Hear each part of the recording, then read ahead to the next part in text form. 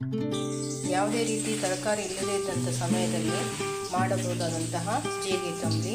ಇದು ಹೆಲ್ತಿಗೆ ಒಳ್ಳೆಯದಾದಂತಹ ಜೀರಿಗೆ ತಂಬಳಿ. ಇದಕ್ಕೆ ಜೀರಿಗೆ ತಂಬಳಿ ಮಾಡಲಿಕ್ಕೆ ಬೇಕಾದಂತಹ ಇಂಗ್ರೀಡಿಯೆಂಟ್ಗಳು: ಮೊದಲನೇದಾಗಿ ಒಂದು 10 ಒಣಮೆಣಸು, ಒಂದು 5ರಿಂದ 6 ಜುಮ್ಮನಕಾಯಿ, ಒಂದು ದೊಡ್ಡ ಬೌಲ್ನಷ್ಟು ತೆಂಗಿನಕಾಯಿ, ತುರಿದ ತೆಂಗಿನಕಾಯಿ, ಒಂದು ನೀರುಳ್ಳಿ ಸಣ್ಣದಾದಂಥದ್ದು, ಒಂದು 8ರಿಂದ 10 ಜಜ್ಜಿದಂತಹ ಬೆಳ್ಳುಳ್ಳಿ, ಒಂದು 2 ಚಮಚ ಜೀರಿಗೆ, ನಂತರ ಒಂದು ಸಣ್ಣ ಶುಂಠಿ ಜಜ್ಕೊಳ್ಬೇಕು ಚೆನ್ನಾಗಿ. ನಂತರ ಒಂದು ಲಿಂಬೆಹಣ್ಣಿನ ಗಾತ್ರದಷ್ಟು ಹುಣಸೆ ಹಣ್ಣನ್ನು ನೀರನ್ನು ನೆನೆಸಿಟ್ಕೊಳ್ಬೇಕು. 1 ಚಮಚದಷ್ಟು ಅರಿಶಿನ ಹುಡಿ, 1 ಚಮಚದಷ್ಟು ಉಪ್ಪು. ಮಿಕ್ಸಿ ಜಾರಿಗೆ ಮೊದಲು 8ರಿಂದ 10 ಒಣಮೆಣಸು, ನಂತರ ಸ್ವಲ್ಪ ಶುಂಠಿ ಜಜ್ಜಿದಂಥದ್ದು, ನಂತರ 1 ಚಮಚ ಅರಿಶಿನ ಹುಡಿ,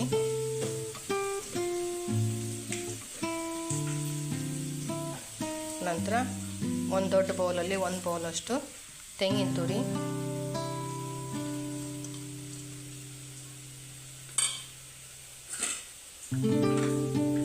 ಮತ್ತು ಸ್ವಲ್ಪ ಬೆಳ್ಳುಳ್ಳಿ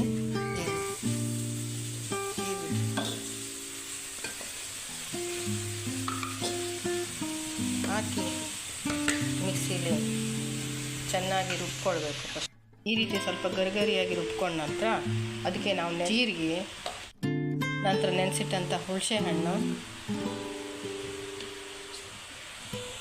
ಹಾಕಿ ಇನ್ನೊಂದು ಸಲ ರುಬ್ಕೊಳ್ಳಿ. ಈ ರೀತಿ ಗಂಧ ಆದ ನಂತರ ಸ್ವಲ್ಪ ಒಂದು 8ರಿಂದ 10 ಜುಮ್ಮನಕಾಯಿನ ಮತ್ತೆ ಹಾಕಿ ಮತ್ತು ಒಂದು ಸುತ್ತು ಮಿಕ್ಸಿನ ಅರಿಬೇಕು. ಈ ರೀತಿ ಗಂಧ ಆದಂತಹ ಮಸಾಲೆನ ಒಂದು ಪಾತ್ರದಲ್ಲಿ ಹಾಕಿ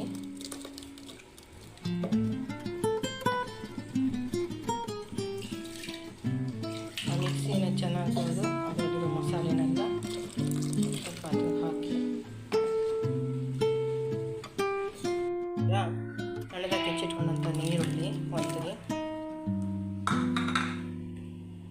ನಂತರ 1 ಚಮಚ ಉಪ್ಪು, ಚೆನ್ನಾಗಿ ಕಲಿಸ್ಬೇಕು. ಇದನ್ನೆಲ್ಲ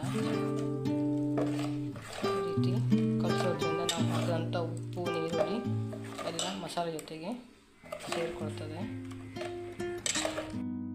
ಗ್ಯಾಸ್ ಮೇಲೆ ಇಟ್ಟು ಇದನ್ನು ಕುದಿ ಬರಿಸಬೇಕು. ಜೀರಿಗೆ ಜುಮ್ಮನಕಾಯಿ ತಂಬಳಿ ಕುದಿ ಬಂದ ನಂತರ ಅದಕ್ಕೆ 1-2 ಕರಿಬೇವನ್ನು ಹಾಕಬೇಕು.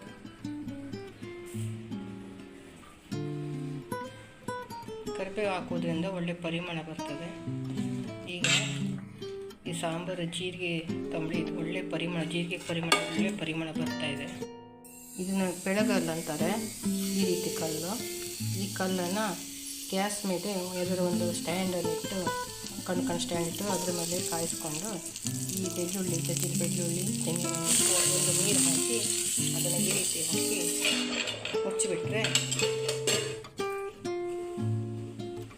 ಜುಮ್ಮನಕಾಯಿ ಜೀರಿಗೆ ತಂಬಳಿ ರೆಡಿಯಾಗಿದೆ. ಇದರಿಂದ ಜೀರ್ಣಕ್ರಿಯೆ, ಗ್ಯಾಸ್ಟ್ರಿಕ್ಕು ಎಲ್ಲರಿಗೂ ತುಂಬ ಉಪಯುಕ್ತವಾದಂಥದ್ದು. ಮತ್ತು ಇದು ಯಾವುದೇ ತರಕಾರಿ ಇಲ್ಲದಿರುವಾಗ ದಿಢೀರ್ನೆ ಮಾಡುವಂತಹ ತಂಬಳಿಯಾಗಿದೆ. ನಾವಂತೂ ವಾರದಲ್ಲಿ 1 ದಿನ ಆದರೂ ಈ ಜೀರಿಗೆ ತಂಬಳಿನ ನಾವು ಮಾಡಿಕೊಂಡು ಉಪಯೋಗಿಸ್ತೀವಿ. ಅದಕ್ಕೆ ಹೆಚ್ಚಾಗಿ ಉಪಯೋಗಿಸುವಂಥದ್ದು ಜೀರಿಗೆ ತಂಬಳಿ ಸೂಪರಾಗಿರ್ತದೆ. ನೀವು ಒಂದು ಸಲ ಮಾಡಿ ನೋಡಿ.